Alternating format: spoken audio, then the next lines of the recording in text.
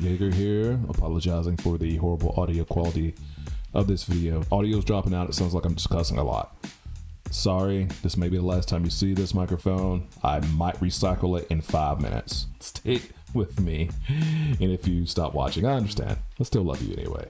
Alright, let's talk Sony A7 IV. I've gone around the interwebs, looking at videos, reading articles about the Sony A7 IV so I can do this video. Hell, I'm even looking at articles, not even in English, so I can put this video together. Mobile one comparing the A7 III with the A7 IV. In my findings of going around the web, I've seen many photographer or creator saying that this is the entry level camera. I have a hard time accepting the camera being $2,500, $26 with tax and maybe $28 with some insurance plan as entry level. When most people come to me, what camera should I get in to take a step up? It's going to be that 500, 800 range.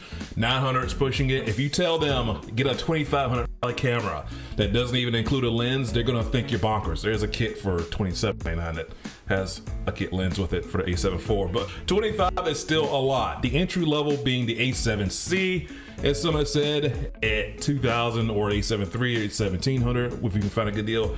That's still quite a hefty chunk of change. Let's start talking about the A7 IV. I've got my trusty notes right here. Sony A7 IV is bearing the autofocus found in the A1 and A7S3, and it's a bit of a low light performance champ, not like the A7S3, but it does hold its own in that area of low light all the way up to 12,800 ISO. Unlike the A7S3, it doesn't have a lot of the same codecs. There's no raw output to an external monitor, and the 4K 60 is cropped, meaning you're gonna have to use a maybe 17 to 28 from Tamron or another wide angle lens to work around that crop of 4K in 60p. The A7S IV is also not as great handling rolling shutter as the A7S III or the A1. The A7 IV has the same Bionz XR processor as the A1 and A7S III, and I've also heard it called Bionz on the Sony channel. I would think the Sony people would know it's Bionz. Where would it say? One person almost called it a Bezos. I know that one's not right. There's a brand new 33 megapixel sensor inside the A7 IV, and sensor technology might be the thing that hasn't changed that much from the A7 III days. It can still hold its own in photo quality unless you're pixel peeping, but you will appreciate the extra pixel. You will appreciate those extra pixels when time comes to blow photos up or crop in. Breathing compensation has been added to the camera for native E-mount lenses, really the few select G Masters that will be able to do it. The hot shoe will take that fancy snazzy wireless microphone on the top for those front-facing vlogging videos, and some more options such as new flashes that have been added in the lineup for the A7 IV's release. There's an accessibility option for the menu where the menu can be spoken out loud. Very, very convenient. Someone's definitely going to be able to take advantage of that. Autofocus for birds, animals, and humans in stills and video has been added to the A7 IV. 10 frames per second stills for compressed raw, uncompressed, lossless raw. You might be looking more at 6 frames per second, or maybe just a little bit less depending on your memory card when you start hitting that buffer. There's settings that you can dial in to compensate for banding in videos, depending on the kind of lights that put those little black bars and streaks on your stuff. This is going to help address that. Whew.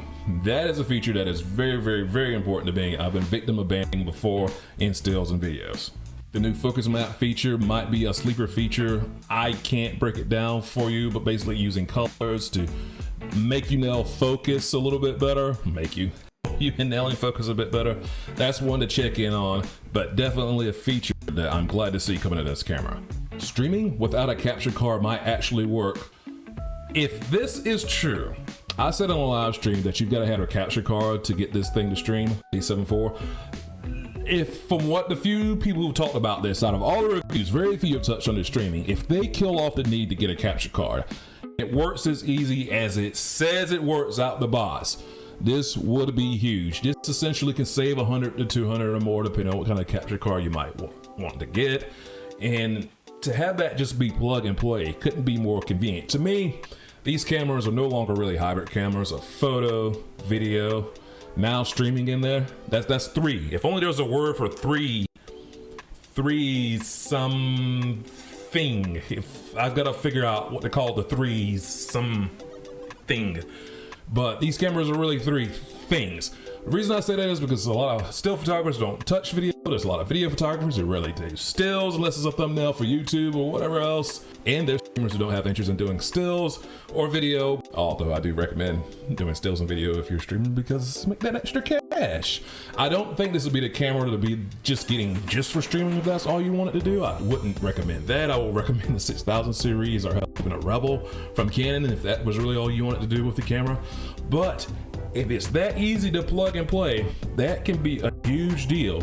And I only say I don't believe it was going to be possible because Sony and Canon really did such a piss poor job implementing streaming straight from camera already. I'm just going off of what they're doing today.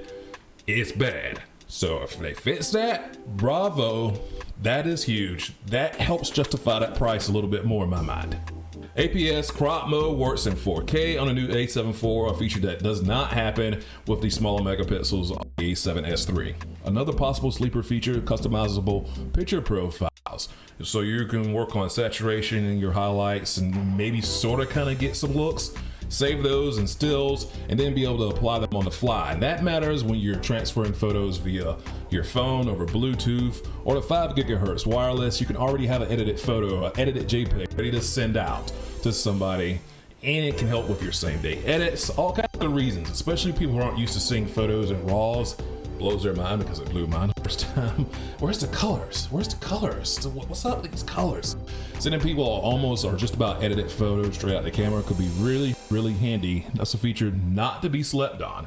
You can indeed use a USB-C to Ethernet little dongle for faster speeds over the internet. And it can be charged through your USB-C input. The micro USB does not charge anymore, but you can still transfer some data over micro USB. When reviewing your photos, you can see where your focus point was on particular photos. So for example, if I wasn't sure if this photo hit on the eyeball for autofocus, I can actually see that when I'm reviewing pictures on the back of the LCD screen. Nice and cool. And the A7IV will start shipping out in Europe in the beginning of December towards the end of the year. In the continental United States or the North American market, I do think it's going to be well into next year before I can even get my hands on this camera, even if I was just renting one. If you like this video, hit that like button. I am, of course, going to be talking photo and camera all on this channel. More talk about my experience with Oculus. You can also hopefully click somewhere. Do I have room on the screen? Click somewhere to like and subscribe and to never miss a shot from YeagerShots.com.